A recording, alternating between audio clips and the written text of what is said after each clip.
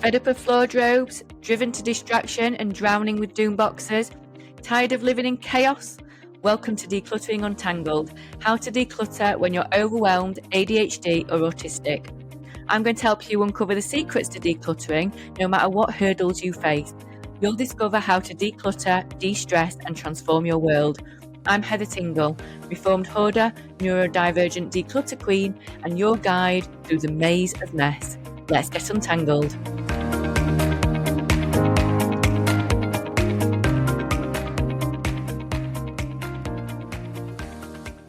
Hello Untanglers and welcome back to another episode of Decluttering Untangled with me, your host Heather Tingle. So today I want to talk about something I see pretty often, in all honesty, in clients' homes and in the Untangled Life membership.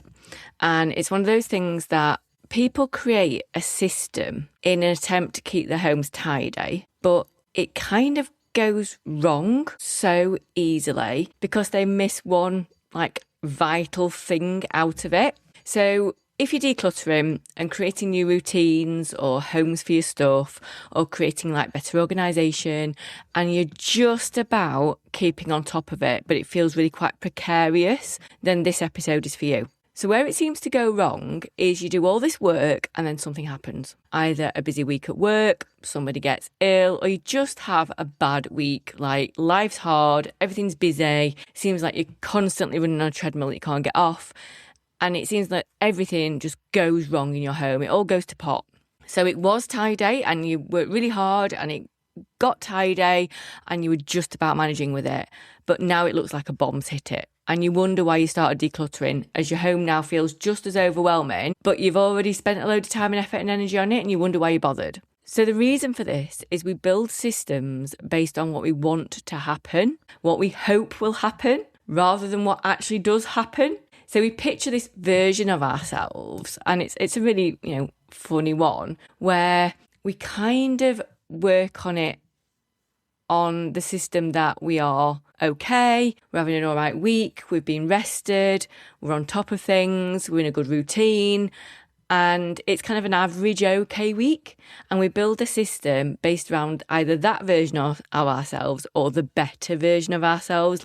This is how we want to be in this home. I know it sounds a bit weird, but it sounds like it's a really sensible idea because you want to do better. You want your home to be better until you remember that the person who lives in your house most or some of the time, a lot of the time, is the real you on a busy week when you're poorly, you burn out, or you're in a heat wave where everything's moving and, everything feels too much. So let me just give you a quick example of the things I see and how that could be adjusted. So you declutter your bathroom, you listen to one of my podcasts and think, right, I'm going to tackle the shampoos and I'm going to get the windowsill sorted and those million bottles in the shower, we're going to get it sorted and I'm going to go through it. And then you decide, well, while I'm at it, I'm doing really well with it, I'm going to sort the airing cupboard out full of old towels. You might even treat yourself to a new set and you think, brilliant, I've got this system. Because the system you create, the plan for the bath towels, once they're used, is to go straight into this laundry basket, which lives in the airing cupboard, in the middle of the landing, top of the landing, at the top of the stairs. You think, great, that's easy for the entire family to put dirty or wet towels in that cupboard. Away from visitors, they can put other dirty clothes in there, and you even buy a really nice laundry basket that fits that cupboard perfectly. And it's really neat, although it's an absolute chuff to try and get it out of there. But hey ho, it looks great. And on a really good week, that's exactly what happens. No bother. Apart from you groan every time you got to get the basket out of the airing cupboard because it's such a tight fit. And then you realise, well, I'll just lean into the basket to remove the towels once a week. But that's okay, because the payoff for that is it's all hidden away and you get a beautiful landing and it's lovely. So you think, oh, people could go up the stairs now and not see all my dirty laundry. Brilliant. Then someone in the house gets ill, or it's one of those weeks where everyone's just hanging on by a thread and, life's hard. And suddenly there's damp towels slung over the radiator, over the banister, draped over the door, on the back of a chair, on the floors, because walking them down the hall to the airing cupboard is just one step too far. It's a task too many. And once that starts, it snowballs, because it starts off where people don't open the lid of the basket. They just plonk the stuff on top of it, and then it becomes a pile and nobody else bothers to move it because they don't want to do it because it's not their stuff. And then it ends up out the front on the landing, or it ends up in the bathroom because the landing's covered in towels and clothing or whatever. And it snowballs because there's no clear right place for them now because that system's broken down. So they just live wherever they land.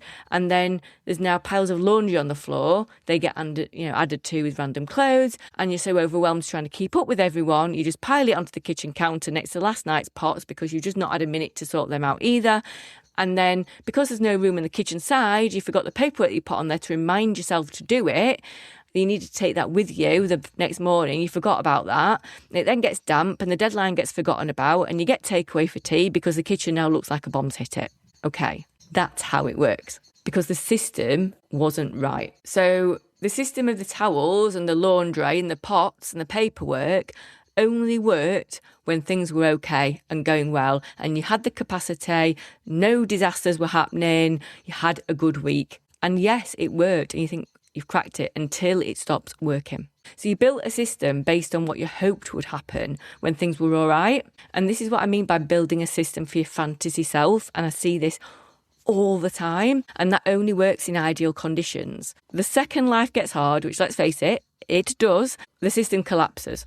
And then you're not just dealing with the towels, you're dealing with the guilt of the system that I set up and spent so much time and effort on, which was supposed to work and be the problem solver, didn't work, which then makes it so much harder to pick it back up. Like, what was the point of decluttering when it's just as bad, but now you spent money and a lot of time and a lot of effort, and now you've got less towels because you decluttered loads of them, so it's even more stressful. So what's the fix? You build a fallback system. So you have to create a system based on your worst possible week or days, not on a good day. So in the towel example, that might mean putting a small basket or a hook in the bathroom. On a good week, the towels can go straight into the airing cupboard basket. Like, that's easy. Brilliant. But on a hard week, you've removed the lid to the airing cupboard, maybe even the door to the airing cupboard. They go in the bathroom basket instead, which, it's in the room where you drop in the towel. So it's so much easier, so much less stress. They go in the bathroom basket,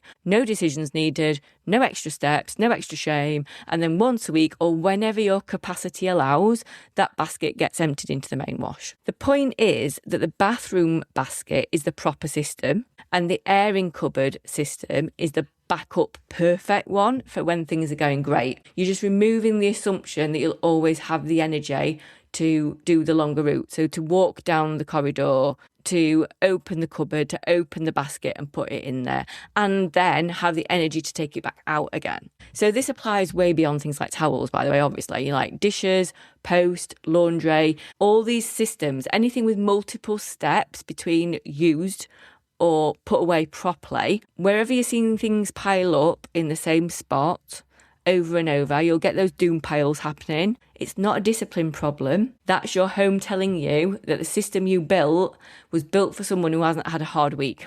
Which, let's be honest, how often do we have a week where everything goes to plan? I mean, not in my world, that does not happen. So if you want to try this, what I would suggest you do is pick one thing in your home that keeps ending up being dumped somewhere or in the wrong place and ask yourself, what does this version look like on a really bad week? How can it be made better? Then build a drop zone or a fallback of some description for that version of you. Not the one who was having a great week with loads of capacity, but the one where you are on your knees just about holding life together. You're not lowering your standards, you're working with it to make your standards maintainable, which increases them automatically. So you're designing for the person who lives there in all your different states, not the best one. Because if you can make it so the system works when you're at your lowest, then when you're having a great week, the system is so effortless, it's amazing. If you need help figuring out what that system looks like, one of the easiest things is to look at the barriers you would face. So imagine you've got a really bad flu. What would be the best solution for those items if you could barely move and felt really rubbish? I mean, to be fair, that is me a lot of the time. So would you bother walking down the hallway? Would you have the energy to open the cupboard? Would you then have the energy to open the basket lid just to put one towel that you currently have in your hand in the right place? Or would you find some kind of shortcut that was kind of a halfway system that maybe didn't look as amazing, but did its job? A lot of people think it's almost like cheating to do something like this, like you're making life easy for yourself and it's not perfect because you see other homes manage to live like that. Well, good for them. Although, do they really? Or is it just that you only see their edited version of their home? It might also not look as pretty or gorgeous home aesthetic. But you know what? Having a home that works for you and your fluctuating needs, where you're able to conserve energy by not battling your home all the time, it's amazing what that extra capacity then gives you to do other stuff with your home to make it beautiful for yourself, as well as functional. Because that's the home that you want, one that is unique for you and works for you. So I hope that has given you something to consider. And if you need help to find better systems, hop into the Facebook group and ask, because I'm in there all the time and I can give you advice and suggestions of things to try. So I hope that helps. Also, really, really, really cheeky little ask. I would really love it if you could give me a Google review on Untangled by Tingle or a review wherever you're listening to this podcast, because it makes such a difference. Kind of like when we first launched, we get loads of reviews because everybody's really excited about it, and then we kind of don't get any. And you know, I'm ADHD and I need feedback. So please give me some reviews because it also means that the algorithms push our information out to other people. And I want to get to as many people as possible to let them realise they're not alone and they're not lazy. So there you go. Thank you. That's a massive thank you from me. So until next time, remember you're not alone, be kind to yourself and keep untangling. Thanks for joining me for today's episode of Decluttering Untangled. If you found anything that I've said today helpful, please do me a favour, hit that subscribe button or leave me a review. It's like receiving a virtual high five that keeps me going and lets me know that I'm helping real people out there and I'm making a difference. Please remember, you're not alone in this. I'm building a community of fellow untanglers over on Facebook. Just visit the show notes for the link to my free decluttering community. So until next time, remember, you're not alone, you're not lazy, you can untangle your life.